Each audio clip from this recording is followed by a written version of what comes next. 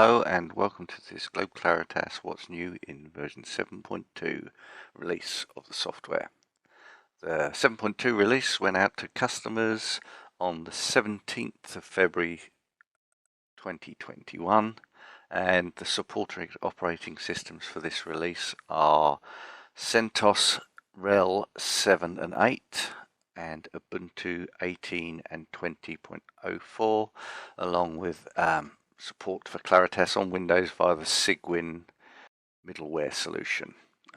In addition, on Windows you can, if you've got a Windows 10 machine with a suitable version, run the Windows subsystem for Linux using an Ubuntu 18 or 20 install and run Claritas on that as well. So obviously new for this release are the RHEL 8 and Ubuntu 20, which replace the RHEL 6 and Ubuntu 16 OSs. Now the update to these RHEL 8 and Ubuntu 20 machines has also necessitated a move from Python 2 and PyQt4 to Python 3 and PyQt5. That's because Python 2 and PyQt4 packages were not supported on Ubuntu 20 and RHEL 8, so we needed to move.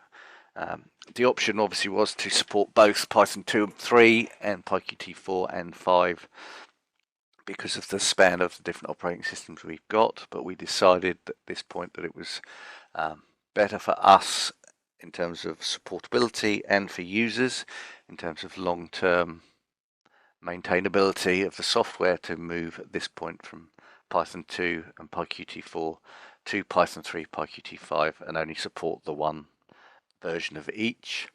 This will not produce any noticeable improvements or changes for clients, but does basically future-proof the software quite nicely by moving to these new Python 3 PyQt5 packages. The look and feel will be similar in terms of the Qt graphics applications.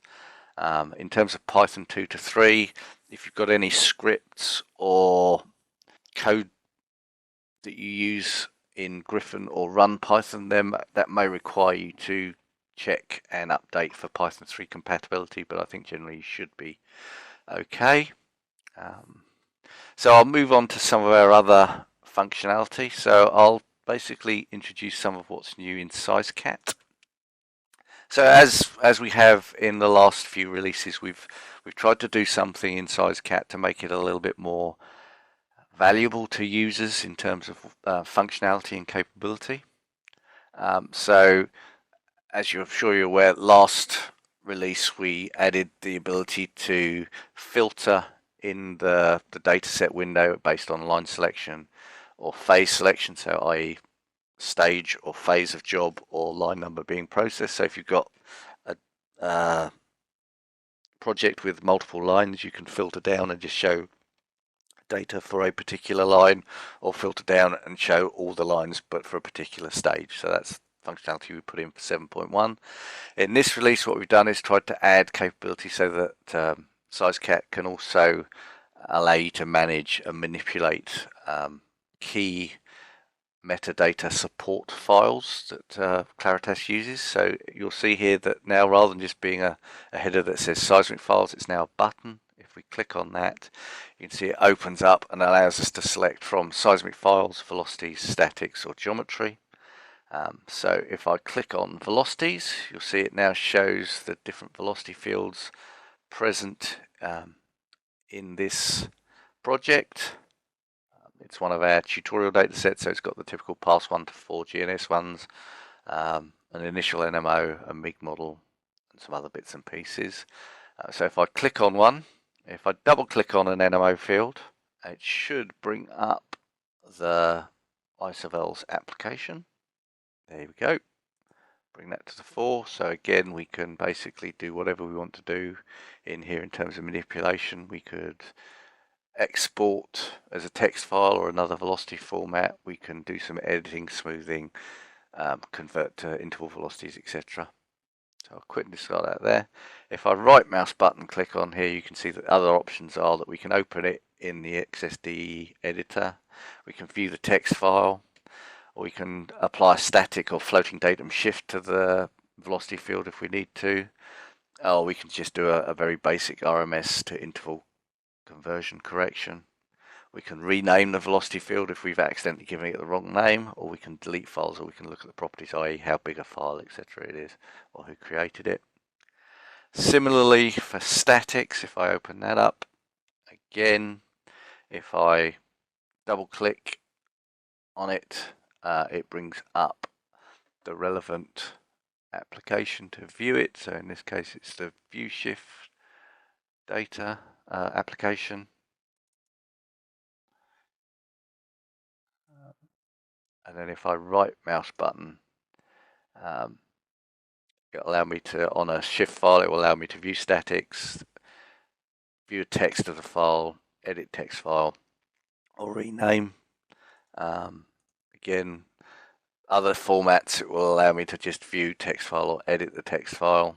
And then if I go to geometry, again, a double mouse button click on a geometry file will open up the geometry application, and then a right mouse button click will allow me to, if it's a file such as SIR or an SPS file, it will allow me to build geometry.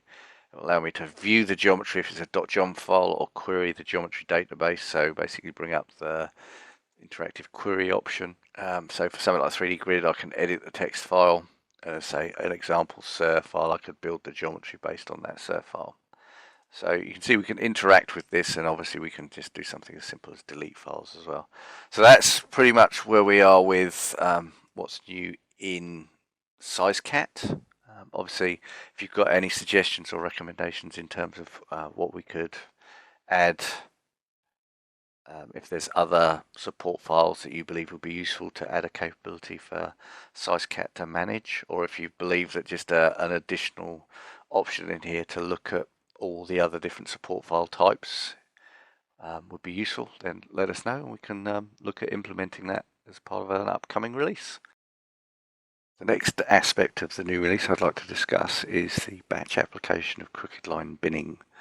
So this enables you to apply the crooked line binning to data which is running from, or has the real world coordinates in the trace header, or you have a geometry database with the real world coordinates in, and allows you to basically apply from the command line the wiggly line binning.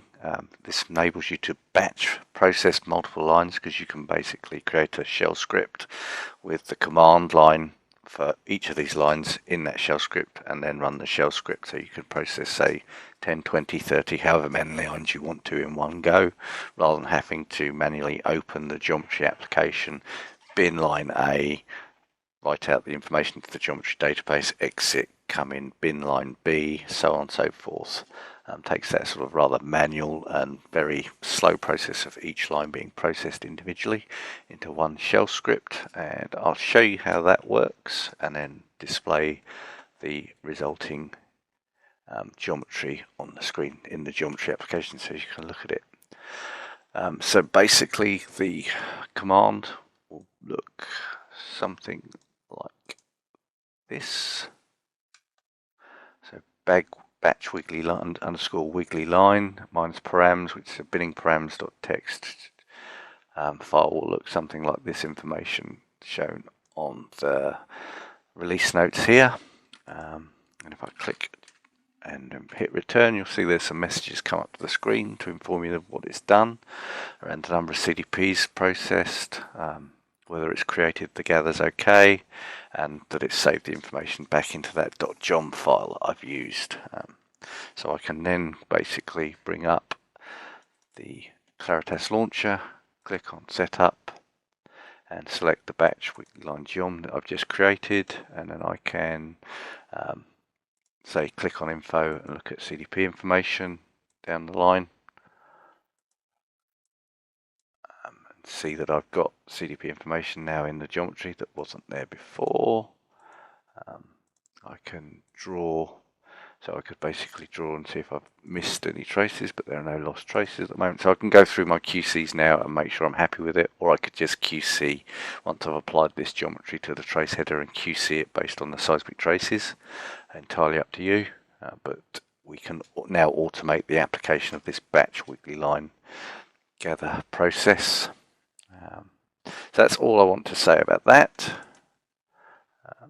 And then a couple of other things that I'll mention in this release are improved support for Segd datasets, particular for revision 3 format. And this has been developed around the Schlumberger E-node data.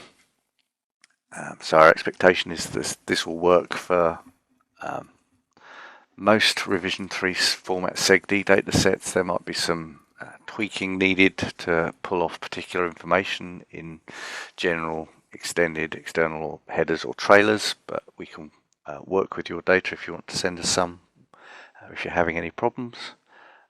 And in addition to that, we also support importing and merging UCO P111 format navigation data into the seismic trace header using the Add P190 module. So this now basically works with both P111 and P190 format data. There have been a few bug fixes which are mentioned in the release notes that you can look at. I guess the key ones are we've removed some character limits that were present in the HVA process module in the ISOVEL's application.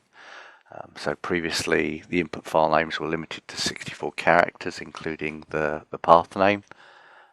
That's been removed. We've improved the ResStat module, which previously was aborting where trace counts exceeded gigabyte memory available or being used by that module. And also the SRME 3D application can now read correctly multiple data sets, so you don't need to concatenate the data into a single data set anymore. So those are the highlights of the V7-2 release. Any questions, please do contact support@globeclaritas.com, and if you're interested in taking an evaluation of the software, please contact info@globeclaritas.com or visit the globeclaritas.com website. Thank you.